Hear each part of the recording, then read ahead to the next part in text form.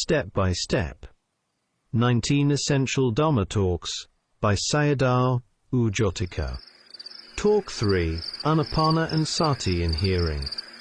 Insight meditation, vipassana, means practicing so that knowing knowledge Mun-A and the reality of the khandhas fit together.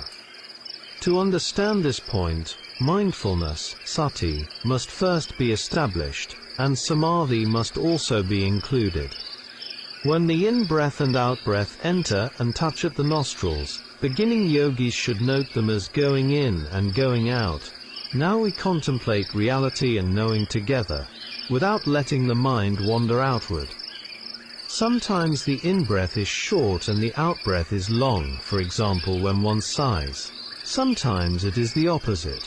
At times the in-breath and out-breath are not equal. Therefore, in the Ānāpāna practice, the Buddha instructed us to contemplate and know short and long breaths. Some practitioners contemplate the beginning, the middle and the end of the breath and note them, but they cannot follow continuously and become tired. To know the beginning, middle and end means to know the whole breath, from the beginning through the middle to the end. This is knowing the breath exactly as it is, from the start of the in-breath to its end, and from the start of the out-breath to its end. Only when knowing and reality fit together precisely does the mind not go outward, because it is carefully attending to what is actually happening. Sayadaw often instructed practitioners to practice Ānāpāna for 15 or 20 minutes at the beginning of sitting meditation. This was mentioned in many of his daily talks for general listeners. For those practicing under his direct guidance at the center, the instructions might differ. See Sayadaw's short biography by Bhikkhu Uttamo, who practiced under his guidance at the center. Sayadaw instructed him to develop samadhi through Ānāpāna until it became stable. Even for those who have already discerned anicca at the beginning of sitting, samadhi must still be established. This is a general principle at other times, but not at near death. There is no need to do samadhi, because there is no time for it.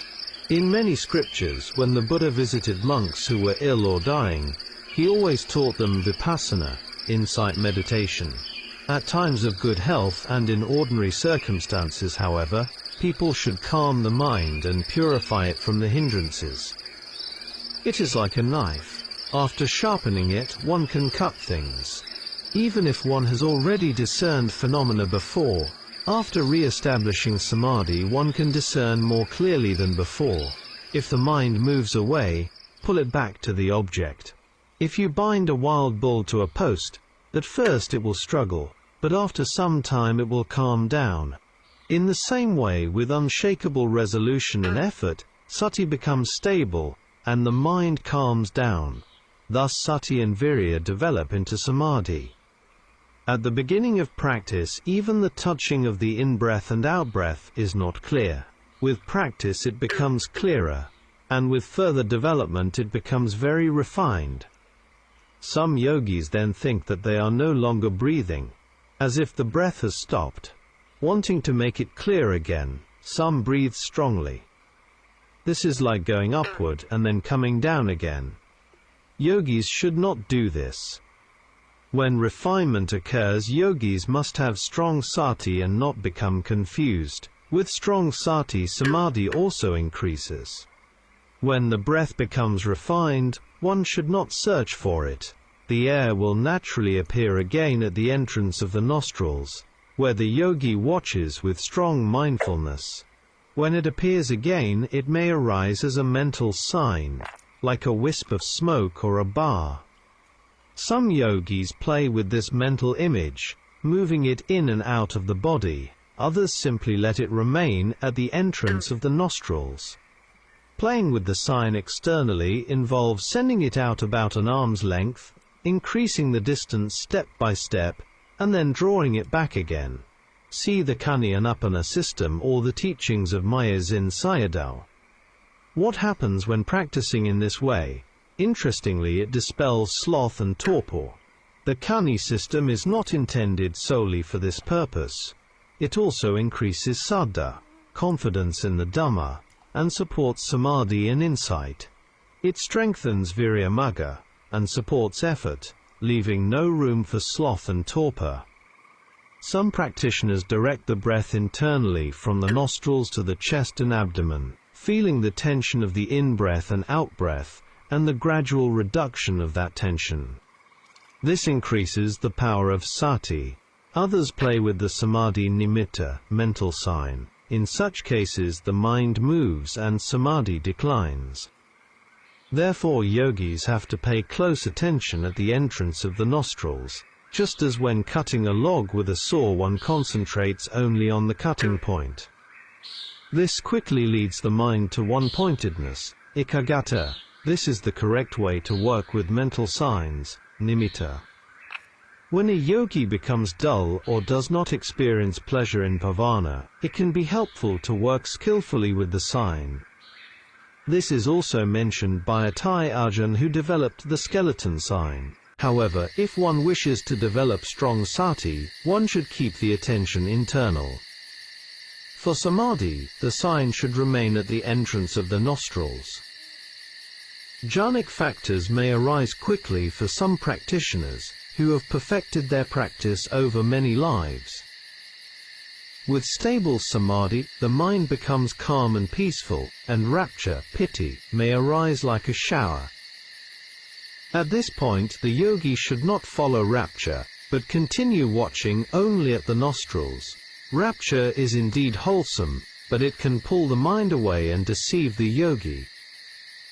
Only by not following it does samadhi improve. According to the Ānāpāna and Sati Sutta, if one practices the 16 stages, rapture arises many times. This is the gradual path. Developing rapture means that rapture arises with both the in-breath and the out-breath.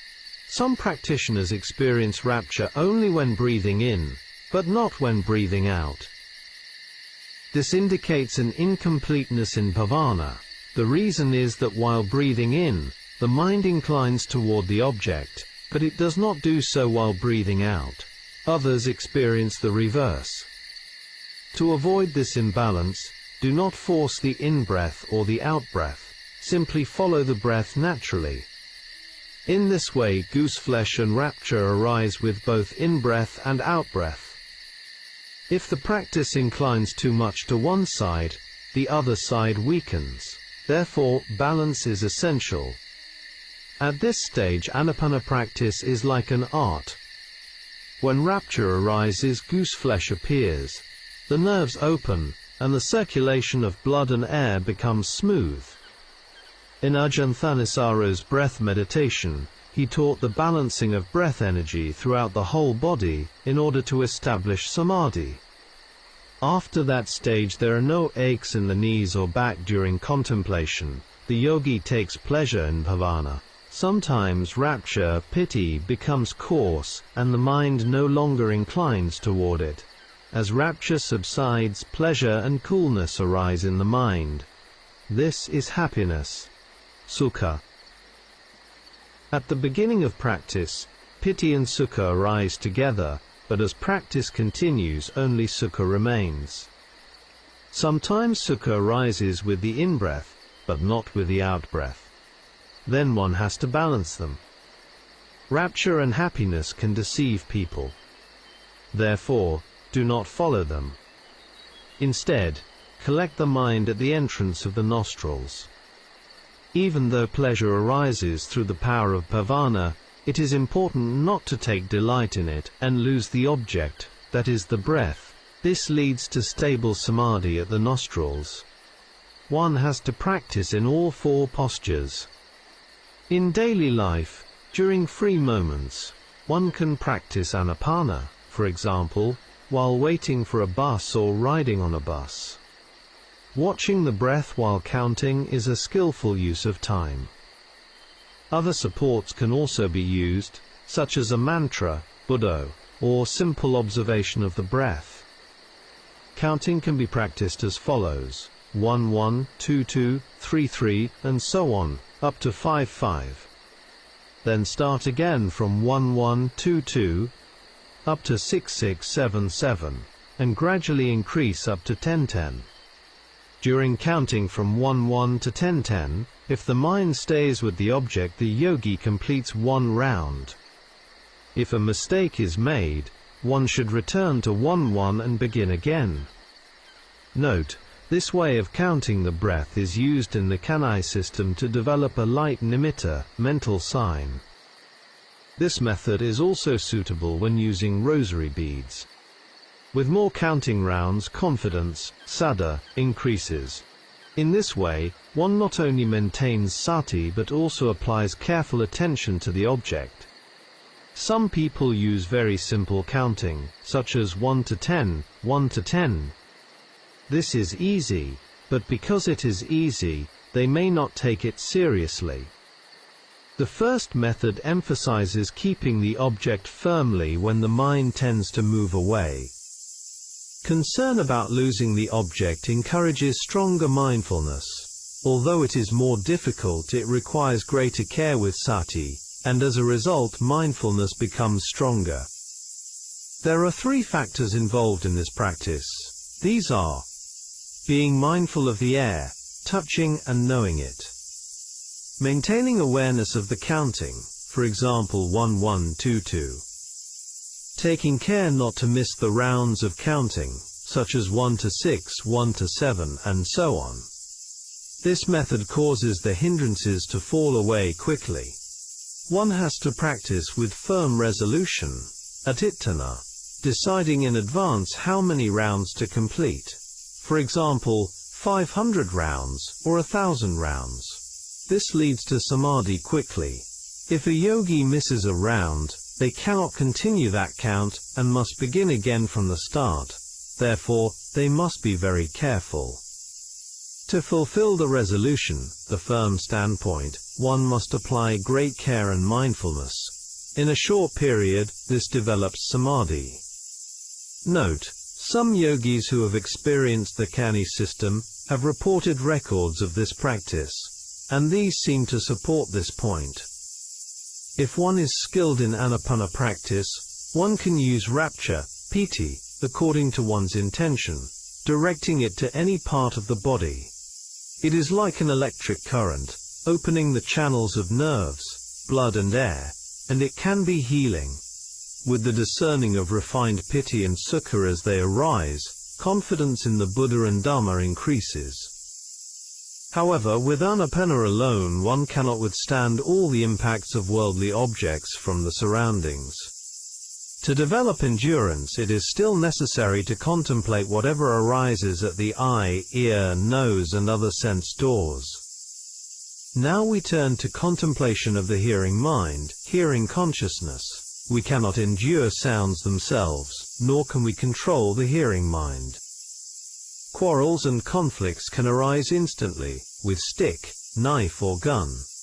Through hearing, mental reaction of lust arises, and also leads to other pain and sorrow. Therefore one needs to contemplate the nature of hearing. Ānāpāna is the stage of establishing mindfulness, sati. Contemplating phenomena in turn through the 6 sense doors is the stage of satipatthana. Hearing consciousness arises due to causes. These are sound, the ear, space, and attention. Hearing arises dependent on these 4 factors. If there is no attention, one does not hear, or the sound is not clear. In an airtight room one cannot hear sounds. If someone is deaf, there is no hearing. Thus, hearing is a result of conditions. Therefore, hearing is a phenomenon of cause and effect. It does not happen by itself, nor is it created by a permanent God. It does not exist beforehand. Sayadaw Jotika instructed yogis to contemplate where hearing arises, at the ear, and not to follow the sound. If one contemplates by following the sound, one may also discern anicca, but sakkaya ditthi, personality view, can arise in the mind. The Buddha taught the practice of satipatthana by contemplating both internal and external phenomena. However, before becoming a stream enterer, yogis should emphasize internal contemplation. When practice matures, there is no problem. Do not take hearing as me or mine and do not frame it as I hear. This leads to wrong view based on identity. Instead, do not differentiate sounds as praise or blame. Simply note hearing as impermanent, anicca, or note it as hearing consciousness. With improper attention, ayoniso manasikara, defilements enter the mind. For example, taking pleasure in a woman's or a man's voice can give rise to lust, raga. If one cannot stop this, return to the nostrils, and then attend to sounds again, in turn. This is training in hearing, not yet insight contemplation. It is an exercise of the ear door. It is like studying rather than taking an examination. When hearing arises, note it until it stops, and after it stops, return to the in-breath and out-breath. The yogi should not try to stop the sound. If one does not know what to do, delusion enters the mind.